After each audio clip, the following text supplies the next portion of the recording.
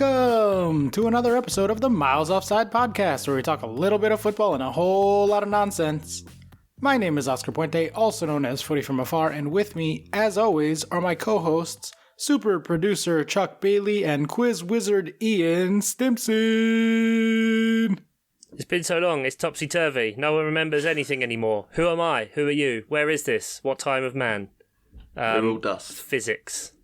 Dust in the wind. You alright, Oscar? Is that it? Pod out? Done. Peace. We're back, people. I am definitely quite good. Happy to be back with you guys. I wanted to see what you would do with that. Just throw the, sometimes I like to throw a little ball at the court there and see what happens. Actually, though, speaking of, I did want to say a very, very, very genuine and heartfelt thank you to everyone who sent me messages over the last couple of weeks with regards to the losses in my family and my sort of mental being and all that sort of stuff. It really meant a lot. You are all lovely and kind human beings, and I can think of no greater compliment than that word. So thank you. Love you all. Appreciate you. While we're on sort of logistical stuff, I guess, get this out of the way too.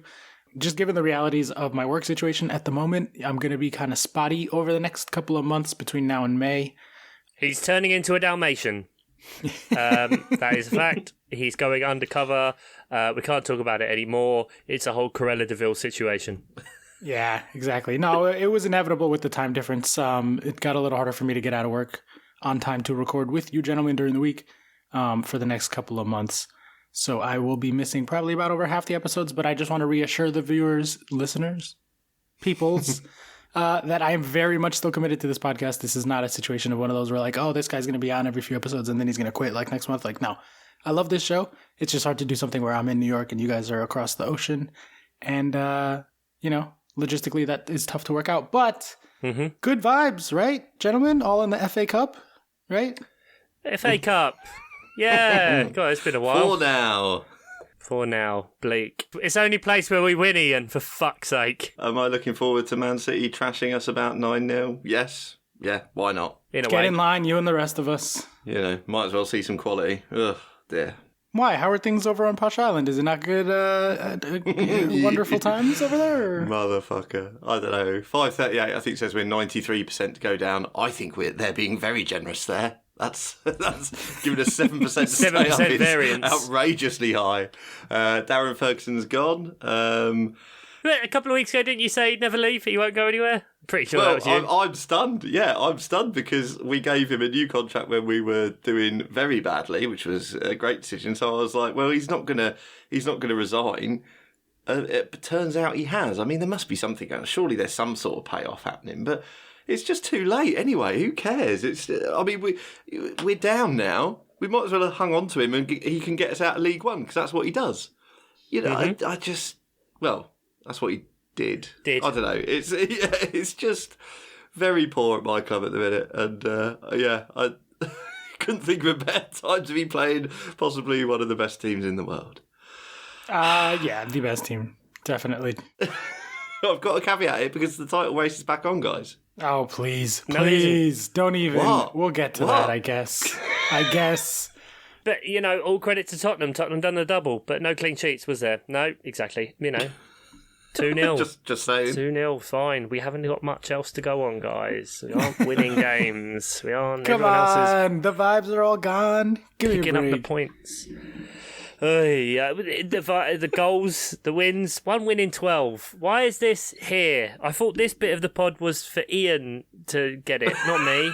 All right, Ian, fish talk. Save us. What's going on with the fish? You get all the tanks in? No, I'm not doing fish tank talk. They're all fine. They're all still alive. It's the one ray of hope in my life. Carry on. Wow, off to a great start this week. Ian's new offshoot podcast, Ian Stimpson, One in the Tank. As we see which fish will be the last surviving in Ian's tank. Yeah, it's a reality show waiting to happen. The big finale is Chuck's cat shows up and picks the last winner. All right, well, if you are joining us for the first time, thank you. We're very happy to have you. We are one American and two Brits, and we try to talk about the Premier League, but often find anything else to talk about when it makes us sad. If you are coming back, thank you. We love you. We appreciate it. Leave us a review. Continue to spread the word. Tell your friends. Patreon.com/milesoffsidepod, where you can join the fun on the Slack and spreadsheets and other things. And we will kick things off around here as we do pretty much most weeks, and that is with our famous segment, Rapid Fire Fixtures. Mixed it up on you there. No really interesting news stories going on, so we're going to go straight to the fixtures. Weirdly, actually, one that I do want to talk about for once, and that is West Ham 0, Newcastle 1. I have thoughts on Newcastle. Hang on. 1-1, 0.6 to Hang on, 0.8. hang on. I want to talk about this. Got the score wrong. 1-0. You said West Ham 0, Newcastle 1. Oh, sorry. No, West Ham 1, Newcastle 1, 0.6 to 0.8 on XG. Boys, Newcastle doing a result on West Ham. More generally, in the last month, Newcastle 4th place on expected, behind only Manchester, and Liverpool. Don't like. Yeah, Newcastle are really good. I'm really enjoying watching them play. I'm definitely not saying this to reverse jinx it. They've been so enjoyable, especially over the last 5 games. 2 draws, 3 wins, like Oscar said, 4th in the league. And it's just absolutely fantastic. Eddie Howe is a revolutionary. He's doing an incredible job. And I can't wait to see them clinch a European spot next season. Suck it. Comprehensive reverse jinx there. I know. Come on, no love for your boy Alan C. Maximin. He's there. The things are good. Injured. Well, he still is there.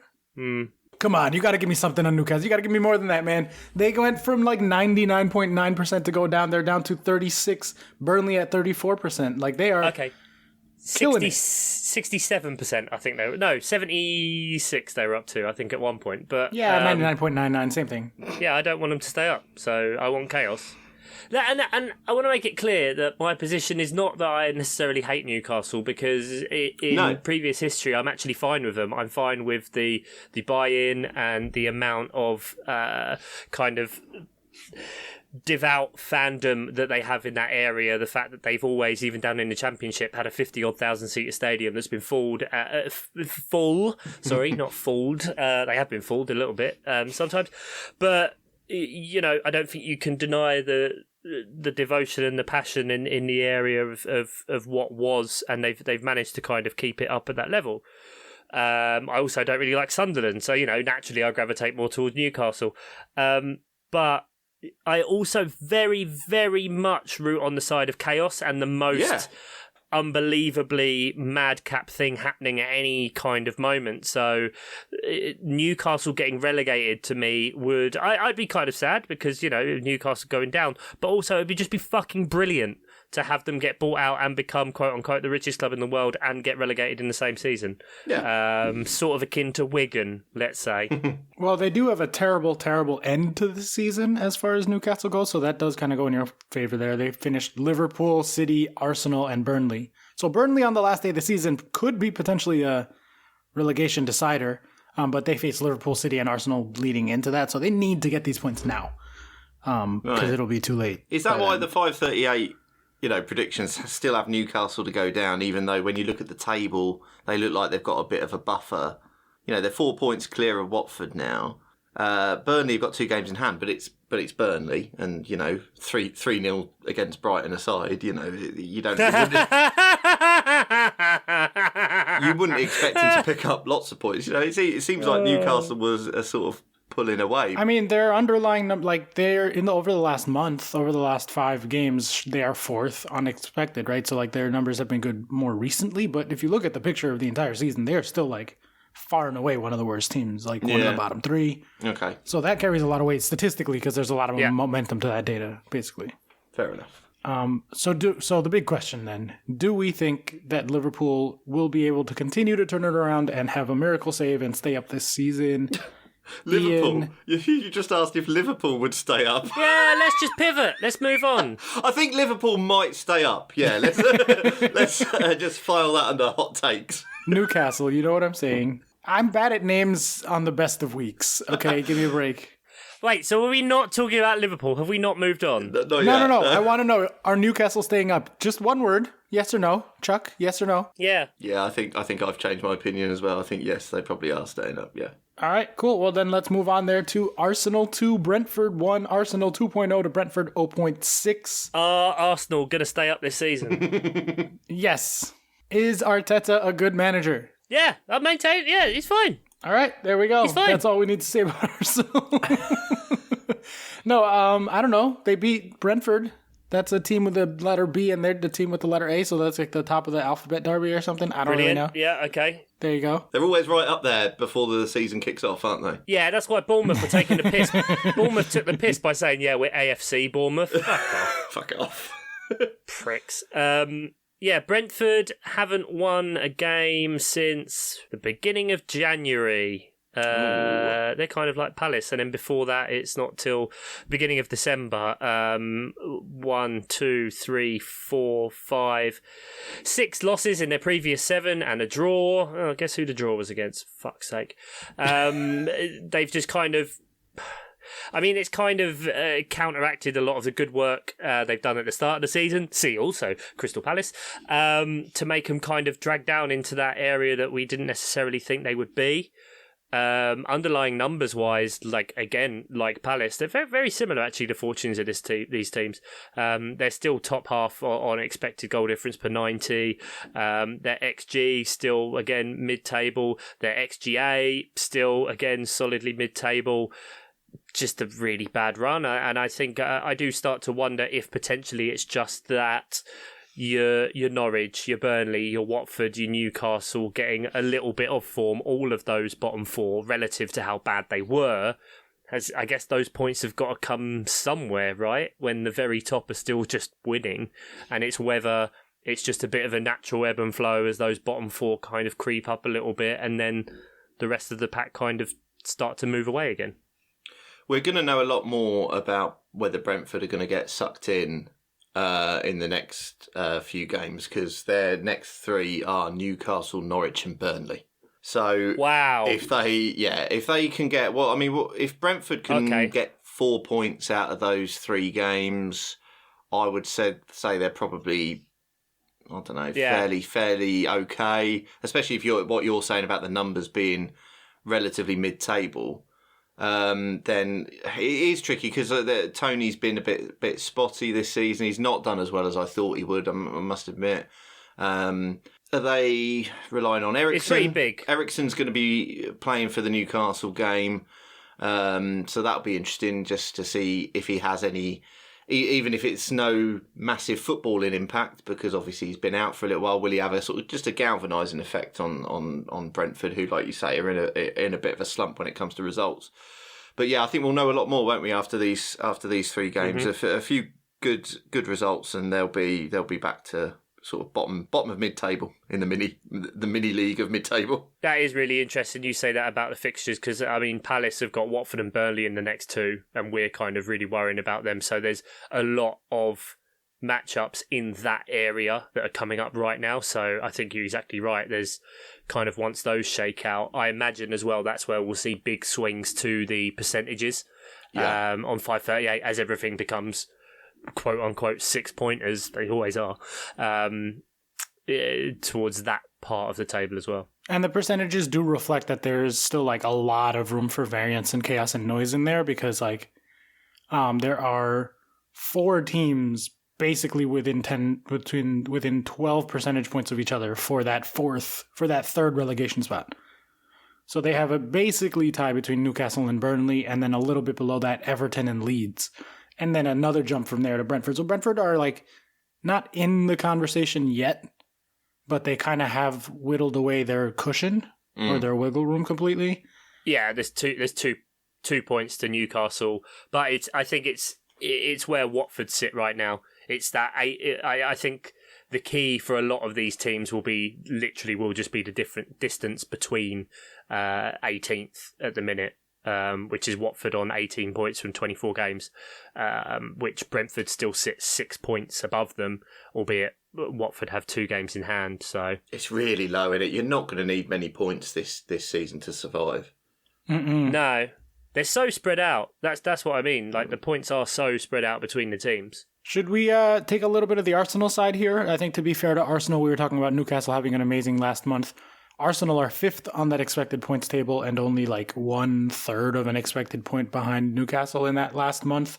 They are now almost level, 5th overall for the whole season on expected points or expected goal difference per 90. And most crucially, I think at this point, decidedly favorites for fourth place according to 538 at 48%. Man United and Tottenham exactly tied on 23 each. Yeah. I mean, you look at the position they're in, Arsenal, Tottenham, and Wolves as well. As you physically look at the table, they're in a good striking distance there. Games in hand, the space between 4th and 8th, which is Man United to Tottenham, is 7 points. And there's 3 games difference in there. So although a lot has to happen and you can't just count them as 3 points, they'll fancy to at least put themselves within touching distance. Arsenal as well, 3 points on Man United, 3 games on Man United, but 4 points. Wolves, 2 games, 6 points. So, the way that could shake out, the fourth race still isn't even over. I mean, West Ham recently haven't been good comparatively to how they've been. It's kind of felt like an end of season Leicester kind of performance of what we're used to the last few years, and they've kind of started dropping off and getting a lot of injuries at the back, and that's not really helped things. So down to 4% for the Champions League for West Ham, so that is bad. Which will feel bad probably for their fans, but it's getting a Champions League would be like a cherry on top of what would already be, if they guaranteed themselves a form of European football, a good result for this year. Yeah, I mean, I think their fans have to remember where they were 6 or 7 years ago. Where not even 2-3 years ago, when David Moyes the first time had just fucked them, and they were milling around at the bottom of the table, kind of like where Everton are now. Really? Yeah.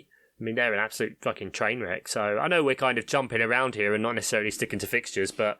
No, that's a good place to transition anyway, because Everton lost to Southampton. 2.2 to 0.3 on XG, 2-0 on the scoreline. Everton now down on fucking 24% for relegation, basically even with Leeds, and a slightly behind Burnley and Newcastle.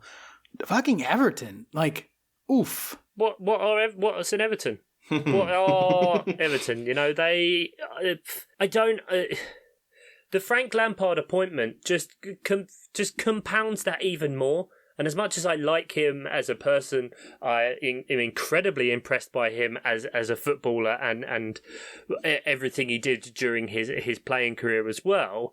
He's not the person you put in that situation to fix that fucking problem, to fix well over £500 million worth of poor transfer decisions and just mismanagement of managers going from left, right and centre and selling players that have feuds with them and then getting rid of the manager. And I don't understand why a team that needs to sort themselves out, you bringing in Lampard helps that.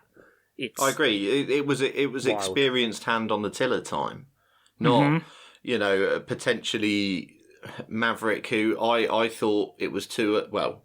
I mean, maybe I'm speaking after the fact here, but it was too early for him to have the Chelsea job when he ultimately didn't do what he, in inverted commas, should have done at Derby.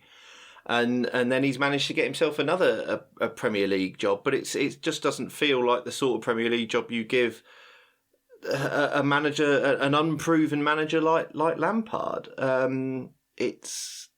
don't know. It just seems odd. Everton are definitely in the relegation fight. I mean, that's definitely 22 points from 23. Next 2 games are Man City, Tottenham.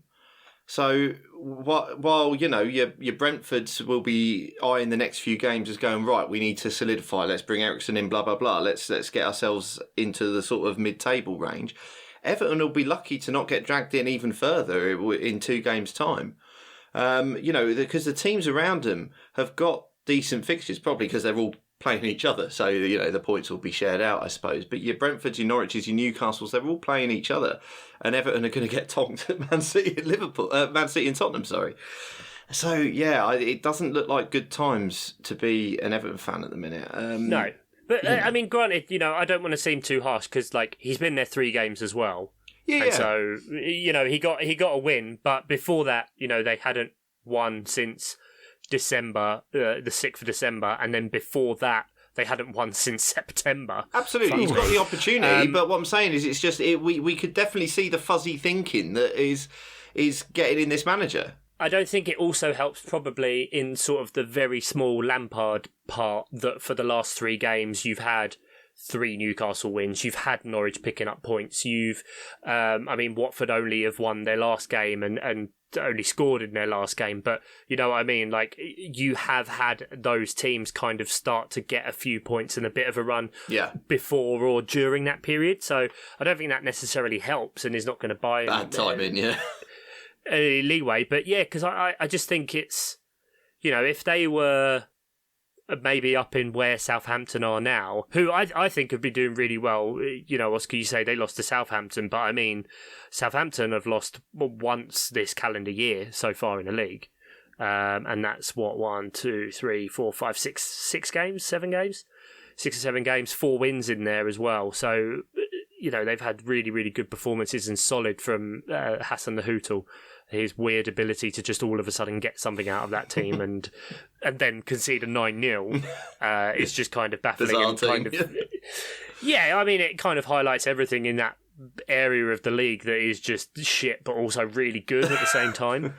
But yeah, you've got to kind of worry about Everton. But, you know, in 4 or 5 games' time, we could be saying Leicester, you never know, they're not picking up points anywhere. Or maybe, but they've got to get Calvert-Lewin firing.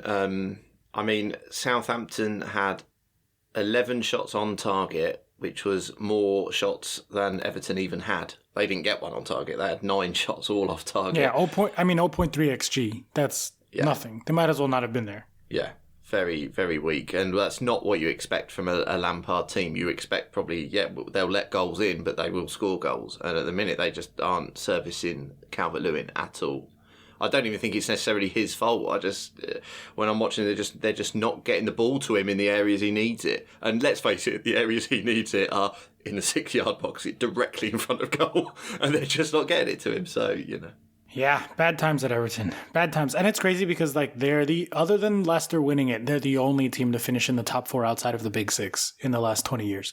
Like, just crazy that, like, now they're potentially in a relegation conversation. A lot of sad American Premier League fans right now. Oscar enjoying a bit of tradition. Yeah, been in the Prem since the first year as well. Not been out of the Prem. No, so. never. Oh, that would be big. That would be a bad loss. They're not going to go down, I don't think. But anyway.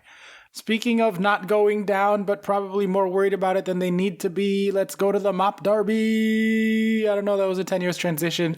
Palace, 0. Chelsea, 1. Palace, 0.6 to Chelsea, 1.2. Reigning World Cup champions, Chelsea. World Cup champions. Right, okay. Yeah. A competition that I cared about very immensely all along. And could tell you who we played.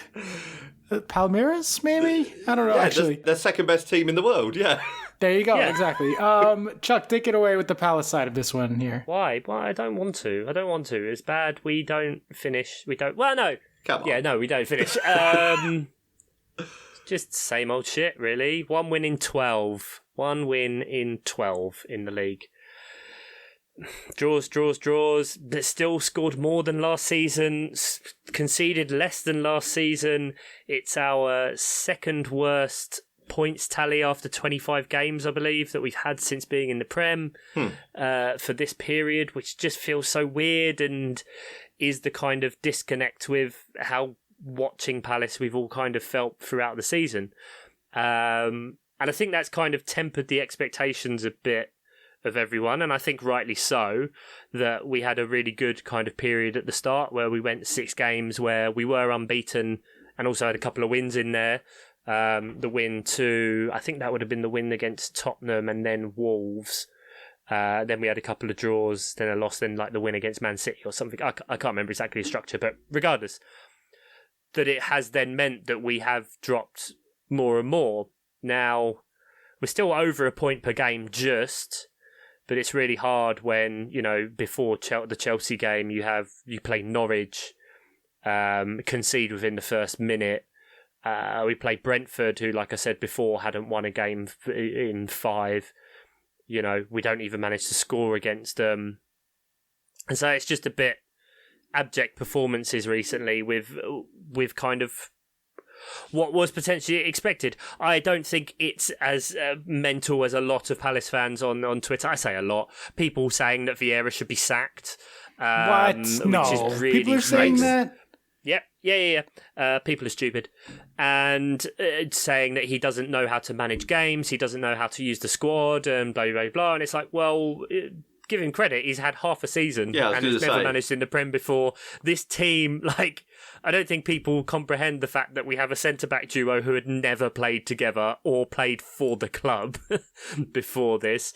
You bring in a lone player in Gallagher. You have players like Elise, who's never played in the league, coming in. You have Edouard, who's never played in the league, coming in. And these are people that are like fixtures in that team now for in a way. And we also have rotating options up front, which I think sometimes, yes, we probably shouldn't be playing Jordan Ayew when we haven't been scoring. He loves because, him, doesn't he? He absolutely fucking loves Ayew. That is one genuine, like, what are you doing, man? Come on. But like what? Come on. At what Jordan Ayew gives you, he is great. Like, he is great at pressing high, going non-stop and winning the ball back up there and retaining the ball. But his decision-making when he's on the ball is awful. He doesn't release it anywhere near as often. And his shooting is absolutely woeful and has been for 2 seasons. So when you have that as a main fixture of your front three where you're winning the ball from and that person can't distribute the ball, and also Joel Ward hasn't been great, especially in going forward as a right-back, and has made a lot of mistakes this year, which has led to us kind of underperforming our XGA. It all kind of adds up. And it would have been nice to get point against Chelsea, even with our current record of 11 draws in the league, which also I've just seen Southampton have 11 draws, Burnley have 11 draws, Brighton have 12 draws. When all those teams, 50% of their games, Newcastle as well, actually 10 draws, 4 to 5 teams there where 50% or nigh on of their games have been draws. You kind of see why it's a bit turgid and locked up at the bottom. We've made vague hints and references at, Palace looking behind their backs, Palace in the conversation for relegation. I vaguely hinted at like potential worry. For the record, it's only 5%, so that was a very, very, very much a joke. But I want to get a temperature check of you as a Palace fan and in the Palace community, insofar as you are a pretty prominent part of it, or at least a part of it, on Twitter. It should always be a concern. I think for where we're at, for where we started the year, it always should have been a concern. But it would have been, a few more attacking lineups in certain situations, going at teams early on. We're a second half team. And that's just getting kind of frustrating. And, it's so many late goals and stuff like that we're conceding. And I think the most interesting thing there is there's an account on Twitter, and the guy is a Palace fan, so there is kind of a bias on it, but it's like Tactics Badger, and he pulled up some quite interesting stats, basically when teams are conceding their goals and in what kind of 15-minute stretch-ish of games.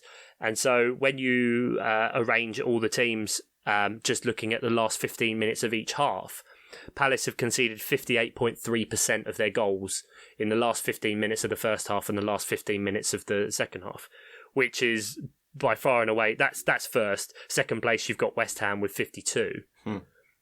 And, we look at the late games which stick in the memory so much, but it's actually the first half where we're worst, which is 30.6% of our goals are coming at the end of the first half.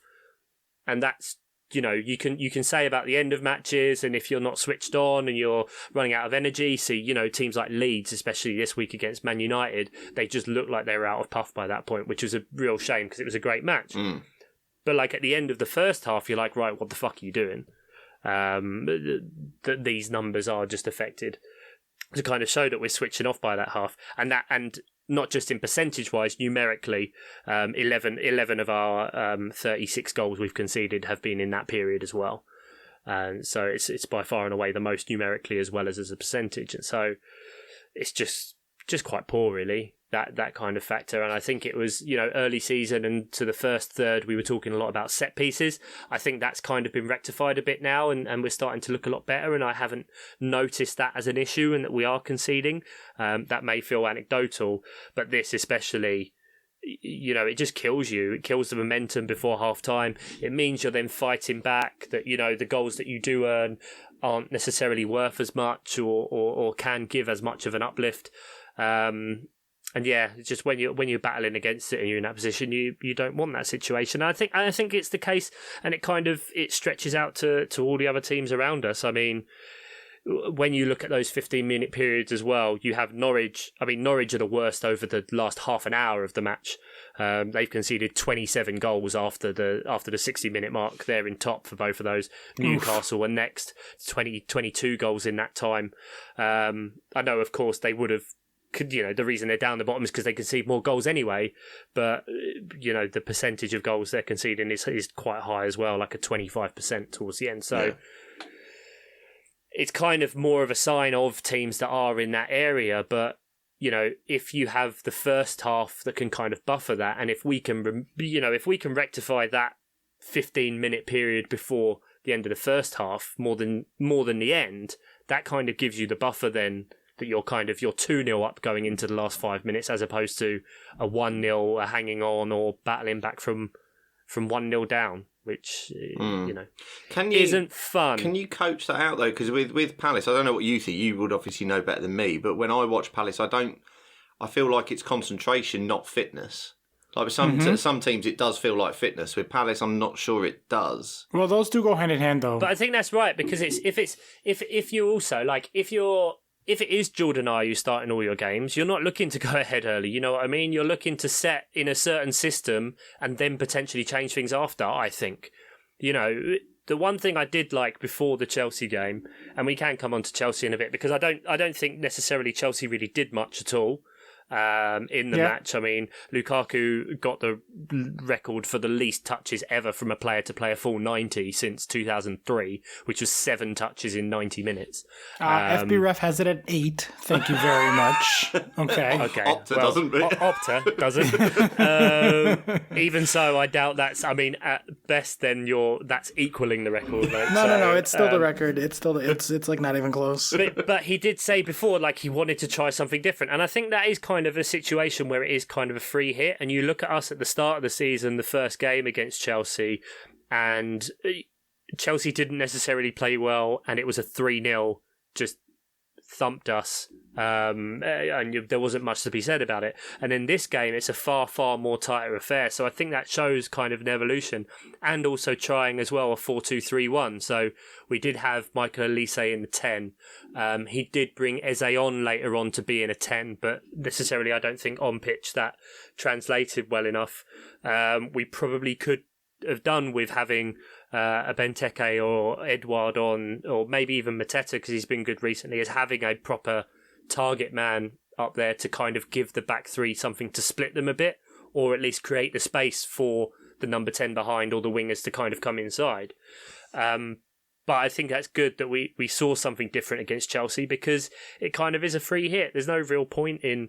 I said it before, I said it for enough years, like Hodgson setting up with 7 centre-backs and 3 DMs and, 2-0 down in the 80th minute and sub a DM off for another DM. At least it gives you something different. And I think it's just, at the minute, trying not to, and I'm sure the coaches and the team are the same, and I'm sure every fan is the same when you're on a kind of a really bad run of form, that not to see it as 12 games that shit's gone wrong. Just see it as, right, what can we do for the next game and then the next game, and see learnings in that, and just try and turn it around in a 3. But you can't argue the fact that, Brentford, Norwich were below us. And the next 2 we've got on Wednesday and Saturday, I believe, are Watford and Burnley, and they're huge for just physically making a big difference. That all of a sudden in 2 games everything's absolutely right as rain, and we're sitting on 32 points if we win both of those games, with, I mean, then at least a kind of 12-13 point cushion to the bottom. So not to have too much of a diatribe there, I did kind of diatribe, that's not even a fucking word, not the right word anyway, but did try and kind of include other teams in that, but that's just kind of where I feel it's at. And that was this week's episode of Palace Corner with Chuck. Spleen venting. Chelsea, yeah, let's take the Chelsea side of it. I mean, it's funny you talk about a free hit. You won trophies. We did win a trophy, but you talk about free hit, and that is kind of what Chelsea's season feels like right now. because we're 97% for Champions League and we're 0% for the title, and it's just like we could fuck around enough and potentially get ourselves like very, very tangentially involved in the top 4 race, for coming from the upper side of it. But that's so unlikely at this point that our season kind of, in terms of what we really have to play for, and that's the Champions League, because that's kind of, we have some competition on Sunday. I think it's the League Cup against someone in the final. League Cup final, right? You got a League Cup final. You're in the 5th round of the FA Cup. You just won the Club World Cup. You could potentially win another 3 trophies this year. Yeah, all the cups would be nice. No, I mean, I'm not going to pretend to care at all about the Club World Cup. I didn't try to watch it. I probably could have found it. I figured with the time difference it would probably be bad, but it might not have been. I genuinely have no idea. I didn't even bother trying. So, I know that I'm coming off like a snob, and Ian's kind of rolling his eyes a little bit because I can see him on camera. But I don't care about the League Cup. I'm sorry. I'm pretty sure it's Liverpool we have in the final, but it could be someone else, and I would believe you if you told me that it wasn't Liverpool. And even the FA Cup you saw last year, we played Leicester in the final, and I was like, yeah, it turns out I wanted it when it was the day of the final, but I wasn't gutted to have lost that or anything. It's the Champions League. It's the Champions League because the Champions League is always the biggest one anyway, even though the Prem is the one that sort of dominates because of the sheer number of fixtures and conversations. But, if we can get something out of the Champions League, by which I mean winning it, and defending our title, then that would be a massive success. All the sort of weirdness of the league season and the Lukaku-ness of everything would be very much forgiven. And if not, if we just end up with 3rd place and kind of fart out the rest of our season with nothing really interesting going on, then I don't know. It's really weird to be looking at this team and be anything other than happy and good vibes, because we are the 530, the double pivot guys just said this in their Patreon episode last week that Chelsea and Munich are probably 3A and 3B for the 3rd best team in the world. And when you hear that sentence and you look at kind of the smarter people than us saying it, and you're like, okay, there's probably some validity to that. But emotionally, I don't feel like I'm watching the 3rd best team in the world right now. I just feel kind of numb, and let's not dig into how that might have to do with different things going on in my own personal life. I don't know. Am I wrong? I don't feel like there's that much buzz around Chelsea. And certainly, coming off of, we just won the fucking Champions League 10 months ago, and we're playing this amazing football most of the time or some of the time.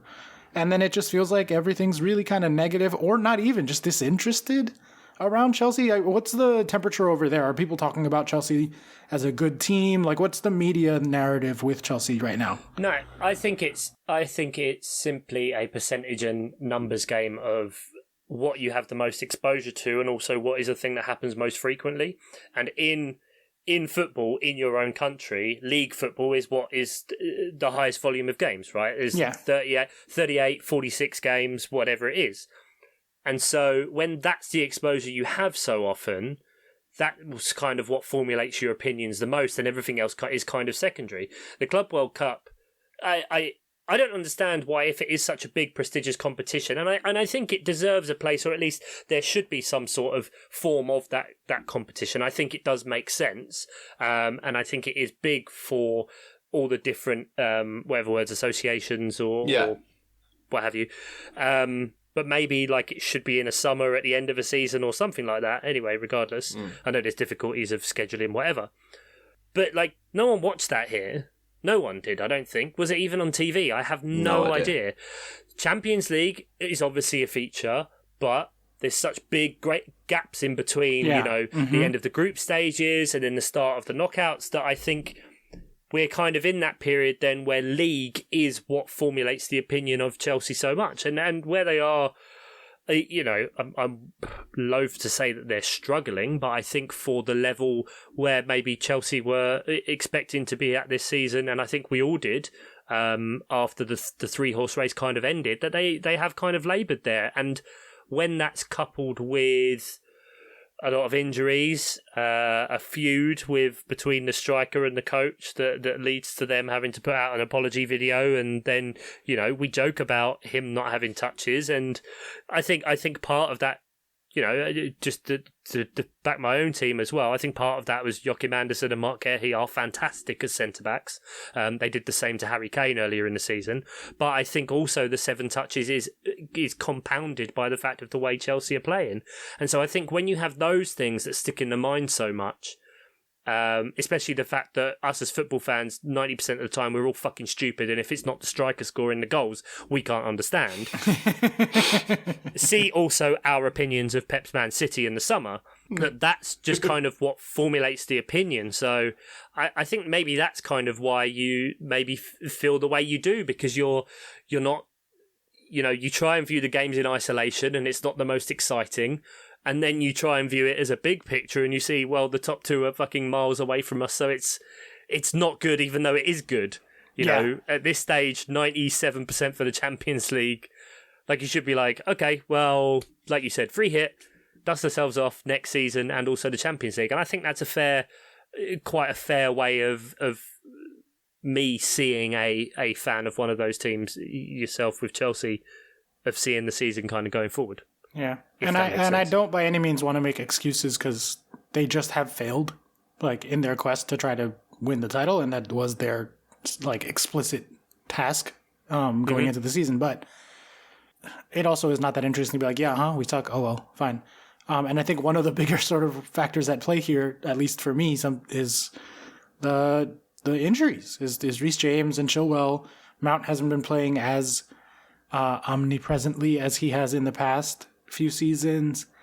There's been no sort of momentum. I think Tuchel was talking about this, that it's his job as a coach, he said, to balance rotation for like injuries, rotation for tactical things, and then also like just keeping morale high and momentum high, not getting in the way of players. Like, sometimes you got to rotate, sometimes you make a different game plan, and sometimes you just want to play the player who's playing really well. And I think that was in regards to Ziyech, because he had rotated him relatively recently, who got the win, late winner. Love that. Thank you. Shout out. Even if it wasn't Pulisic scoring, still love a winner. Yeah, fuck him. But there's no like, I'm not like, oh, okay. By the end of last season, I had a pretty good idea who was going to be starting the Champions League final. Now I'm like, with Lukaku coming in, with the constant rotation of Kovacic and Jorginho and Conte, even in the midfield, like, I don't know who our best players are. I don't think we've strung together like a consistent starting 11 for more than a handful of games at a time all season. And I do think that is a genuine issue as we approach the later stages of the Champions League, which is probably the thing that we care about most now. We need to know who our best 11 are, and like who we're going to put out there, who's going to keep Real Madrid and all these other amazing teams to 0.2 XG like we did all of the second half of last season. Like, we need to sort that shit out. And if the answer is that Lukaku is not in the starting 11, then the answer should be that Lukaku is not in the starting 11. Let's go back to Havertz as our striker, because that worked really well towards the end of last season. I don't know. And you talked about three-horse race. I guess let's just move on from there, because I don't really have much else to add to Chelsea.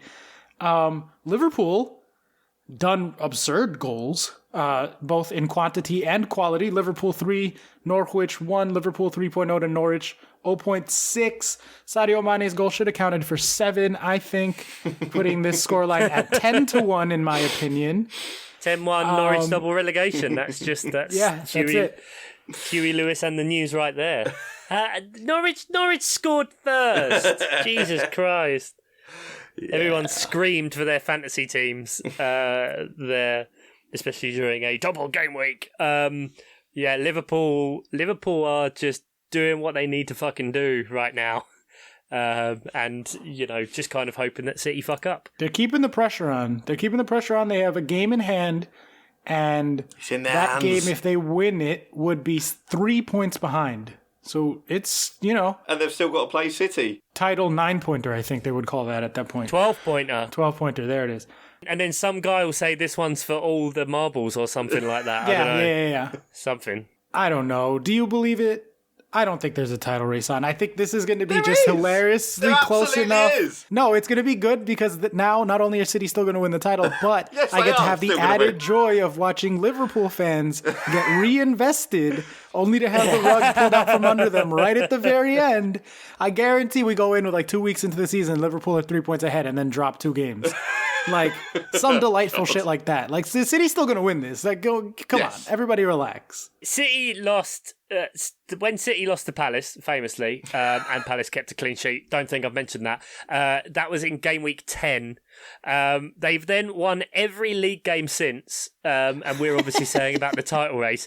But then they had a draw to Southampton, and then they lost the other day to Tottenham. That's all it is, and all of a sudden, that's what it takes for the race to be back on.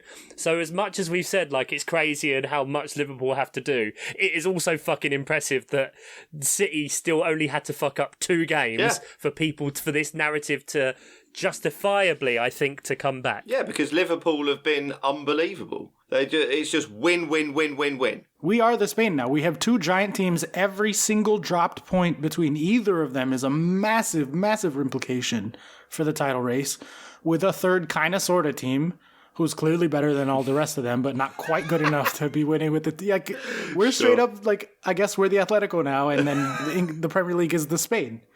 Because that's really what it is. Like, every single result going against or in favor of those 2 teams, like, it's going to come down to fine margins. But those fine margins have already shaded way too much into Man City's side, I think. I don't know. Can we talk about Mane's goal? That's all I really care about this. I don't... fuck the title race. I don't think it's on. But, geez, that, like, sort of...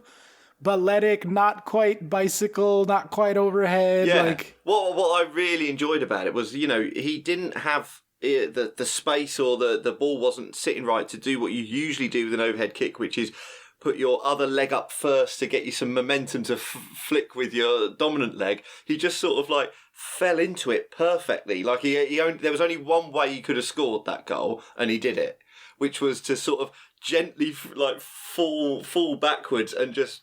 It was a perfect deft touch, and yeah, what an amazing goal. He's gonna start by going by Mane the Last Airbender now, because the way he like fell into a cloud to somehow float for a split second to get the rotation correct on that was like outrageous. He looked like one of those figure skaters just doing like when they just spin and then they like gracefully pose while they're spinning, and I'm like, oh, you're flexible and not getting dizzy. That's what he looked like. But Salah's goal as well. I mean, you had an Alisson assist. Lovely stuff. Alisson assist. Sat down their keeper outside the box with 2 other Norwich players around him, and then hit the tamest fucking shot into the corner when there was a Norwich player on the line who just went, I've got to watch that for about the next 5 seconds. It's in. And it's in. And it's in. And Luis Diaz as well, who has, I mean, we've obviously been on a kind of here and there since he's joined. But, I mean, he's looked fucking great. He's just like Liverpool recruiting system works again. Plug this guy in. Oh, shit, he's really talented. He runs a fucking lot and he can hit balls like that. Lovely. I mean, one of Mane and Salah isn't getting a new deal, and it's going to be really weird. Maybe both, who knows? But yeah, Luis Diaz is phenomenal. He's absolutely great. Yeah, and they're going to need him to be, because Jota's injured now.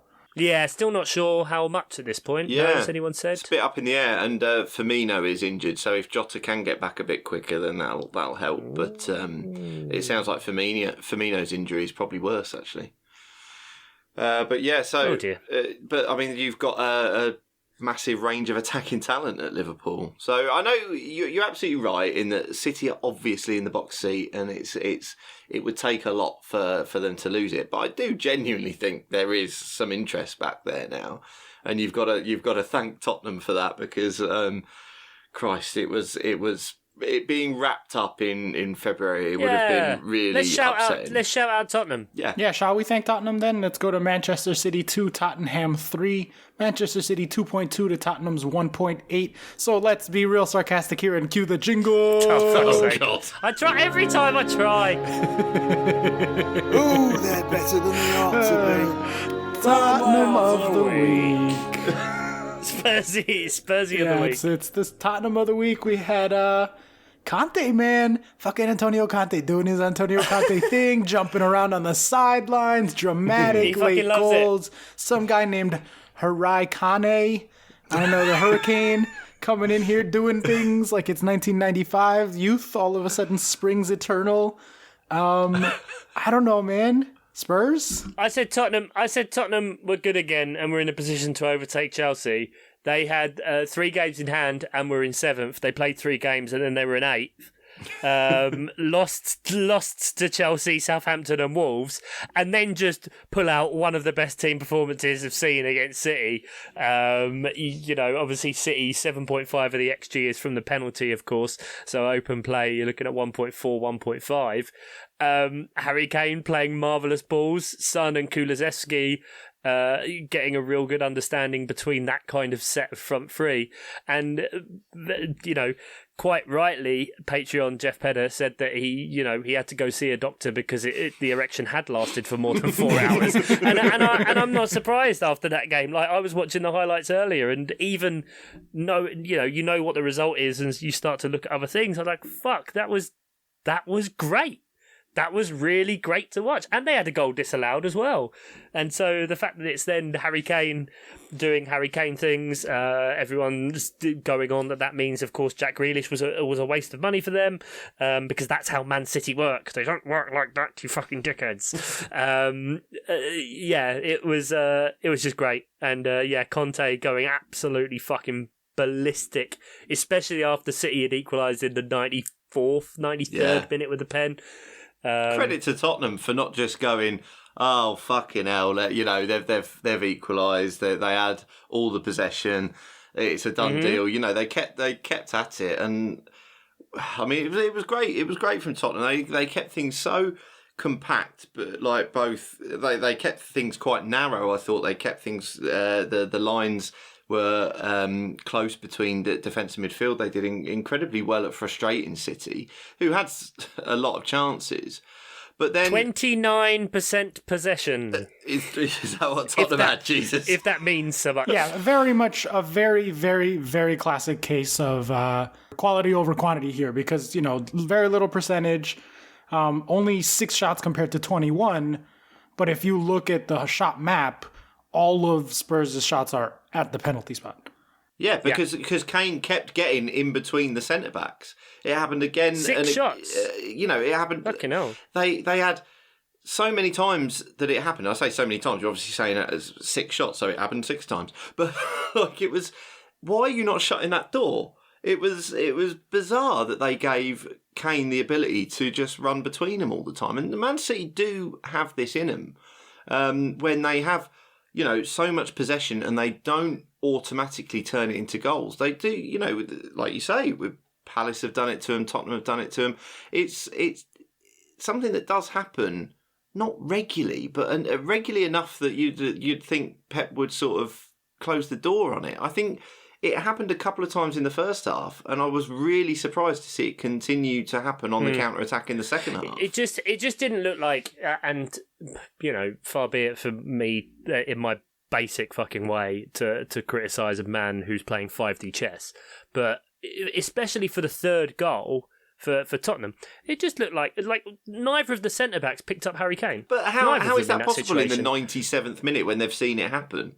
It's really strange. Weird. Kyle Walker did the backing into him Harry Kane thing that Harry Kane does to everybody, instead of jumping to clear the ball, and then fucking Harry Kane scored in the 97th. I was like, bro, contest that because ball. Because he didn't even back into him. It just ended up being side to side because Kane just came in, but that shouldn't be happening. That Laporte was kind of really slowly tracking back and didn't went to go out to meet, I can't remember who it was on the edge of the 18-yard box to potentially stop Kulusevski from playing that ball straight across. But then went, oh shit, no, I should probably get the 6'3" guy who's going to be 6 yards out from the goal, and he scored, so it doesn't matter. It just seemed weird that they didn't, in that moment at least, isolate the biggest threat, which is, you know what, don't let Kane get a running start on you to end up 6 yards out. It's because they don't realize that strikers exist. When you're at City for long enough, they forget that that's a thing, so they don't know they have to defend them. They're like... Yeah, but he wears the number 10, so surely... Oh, true, yeah, okay, fair enough. Pep should see that, because all Pep sees is number 10s. He just, everything, number 10. Where does this person play? Number 10. Yeah, but he's at the back. Yeah, he's a number 10. Oh, speaking of number 10s and City, did you see that Aguero said that Terry's the best defender he ever played against and Lampard's the best midfielder he ever played against? And I'm like, you cheeky fuck, you wanted to come to Chelsea all along, didn't you? Oh, man. Yeah, Aguero was answering lots of questions on Twitter, and those were two interesting ones, two interesting answers there. Shall we? United, I don't like talking about them. I don't watch them. Fuck them. But like, they did win 4-2, and it was an exciting game from what I've heard. What I will say is Leeds. Leeds has a bit of drama at the minute, kind of with Rafinha. I don't really know what's going on. He was subbed off at half-time the other day and then didn't start in this game. Very odd. Leeds didn't get going, and then 53rd and 54th minute scored. If you're looking at clock, it was 1 minute 10 between the goals. If you're looking at actual time of the ball physically being on the pitch, there was 24 seconds of play between the two goals. Great fun. Once the restart had happened. And yeah, they just pressed and they were attacking, and it was exciting Leeds again, but then they just burnt out fucking fast, which, you know, it's no secret the volume of injuries and issues they've had throughout the season, and still, you know, you take Bamford of the form he'd been in for them recently, and you take Calvin Phillips, who was, you know, guaranteed starting for England and that kind of thing, and in that position was fantastic. You know, any team's going to be affected, but yeah, it's gone on for a long time now, Leeds, and it's a shame. Because they were at least, you know, fun to watch, and I wanted to enjoy them, and I couldn't, and I reverse jinxed them. But what I will say is, well, Bruno Fernandes is a fucking idiot, because just before the Leeds' second goal, he didn't get fouled and then rolled around on the floor for ages. He did, didn't he? Just kept going. Well done, you. Yeah. That's fucking stupid. There's a man with a video right now, so if it is a foul, it would have got called back. Funnily enough, Adam Forshaw didn't even touch you. He just completely got the ball. And this weird thing, right, where football fans, I mean, I'm not going to pretend that any club isn't, you know, has its percentage of scumbags, but spend the whole match giving players and giving individual shit to try and put them off or whatever, as long as it's not, you know, there is an element of gamesmanship in that, and it's, you know, we don't want to see racist and homophobic and that kind of abuse, but, you know, there is generating that atmosphere and booing certain players, and Chris Wood constantly meowing. Yes, thank you. Oh, thank God. I was about to cut you off, but I didn't want to cut you off in the middle, but like someone needed to thank God for that. Yes. For the listeners that don't know, Kurt Zuma did a terrible thing, and you should be very kind to animals and your pets and all that. But he had an incident and he got his pet taken away, and there was a video and all that shit. They're playing, and fucking the opponent players just meow, meow, meow at him the whole fucking time. And Craig Dawson went to the ref to fucking complain. What a prick. Fuck that. But anyway, to go back to the original point, because this happened with Anthony Elanga. So, like, Leeds fans have just been giving Man United shit the whole time. So when he scores, obviously celebrates, goes past them, and starts getting shit thrown at them. Like, that's not fucking okay. Like, don't give it the big one to someone, and then when they shut you up by being good at their fucking job, don't then throw stuff at them. We've had it with Everton fans. We've had it with Leeds fans now. We've had it with countless others. I include all teams in that. If you've been giving shit, like Jamie Vardy, no one should ever say anything against Jamie Vardy or his missus or any chance against him, because he will make you look like an absolute fucking prick. And when that happens, you just have to stand there and take your medicine, and that's it. Yeah. And if someone's going to go and rub the United badge, especially after the game, because there's a big rivalry and a big history there, take your medicine. Don't throw shit at people. Yeah, I mean, he got hit. Meow at them. Meow at them, yeah. He got hit on the head, for fuck's sake. I mean, it could have been really bad. You know, very lucky that, and also it wasn't the only thing that was thrown, like you say, and someone's going to get fucking something in the eye or something. It's gonna be bad. And yeah, I don't know how you police it other than aggressively pursuing the people that do it legally, but. They'll just end up putting fucking barriers in front of well, that's it, and no one wants that, you know. It would be awful. But anyway, it was an incredible match. How Scott McTominay stays on the field, I don't know. Because, I mean, what was it weren't... Plays for Man United, that's probably why. Yeah, well, exactly. Weren't the worst thing, but was it Cock who was bleeding from the head before he even hit the deck? Like, it was... Grow up, lads. Grow up. Oh, you should get that looked at if your cock's bleeding from the head. I'm just saying. I was very aware. bad. I knew he got sent off. I knew he sent off. I knew he got subbed off very early, but I didn't know why. And yeah, it was literally they'd gone up for the header. Yeah. He'd got the shoulder in the face, and by the time he hit the floor, because of his hands going on, his whole head was just covered. I think he just split his eyebrow open. Yeah. And then couldn't come on. Stay on. I think it was a concussion sub in the end. He did play on for a bit. It was a bit mad that because it wasn't a concussion substitute. That's the thing. They chose for it not to be, which is weird. He played on. He did another about 6 or 7 minutes, and then it was clear he had to come off. So I don't know why the concussion protocol didn't show up that he wasn't fit for it. And I don't know why they didn't choose. Apparently, that was Leeds' choice. I mean, if you have a concussion it's fucking stupid. substitute, then it means the other team also gets another substitute. So did they not want Man U to have 4 substitutes? I don't know. It was all very odd. I thought it was pretty badly done. Why can't you have a temporary substitution, so you can, while you assess him? And then you can decide whether to use it. It's very strange. I don't know. I think while you assess and then use it, I don't think that. Yeah. Sorry, for a second I thought you meant bring them back on, but no, don't do that. But yeah, if you're just assessing the concussion and you've got that, do it. I mean, it was in the Champions League, but Steven de Vrij for Inter the other day, he said after a head collision in the Champions League last week, he played 85 minutes with double vision. Oh, that's just outrageous. That's so bad. What the fuck? Yeah, apart from anything else, it's no good for performance, is it? Stop doing that to yourself, trying to do some macho bollocks that has been brought up by sports. No, can't complain. Keep going until your leg falls off and whatever. Fuck off. It's not productive for your team in the most intense competition that there is in football. No, because if you're seeing double, then your goals count as 2 and your assists all count as 2. Yeah, it's like the magic ball in the new FIFA mode. Oh, okay. I wasn't aware of that. Sorry, I don't watch international football that much. I appreciate that. That's good. Thank you. Well, that'll do it. I mean, there's other fixtures, but I don't care about any of the rest of them. So I'm deciding that'll do it. There's fixtures in the middle of the week. There's fixtures at the weekend. Who knows what's happening? But should we quiz?